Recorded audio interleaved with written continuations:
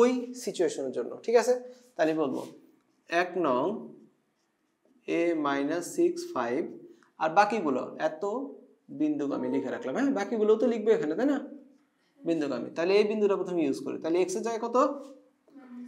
-6 square, y এর জায়গা হচ্ছে 5 স্কয়ার, 2g ইনটু -6 2f এত ইনটু 5 প্লাস c ইকুয়াল 0।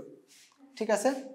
সমীকরণটা আমরা সমাধান করব, এইজন্য এটার উত্তর আমি সাইডে লিখতেছি এখানে।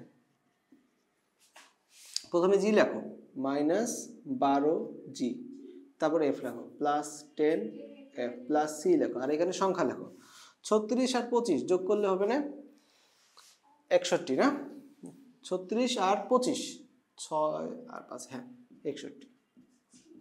61 হয় কিনা দেখো তো।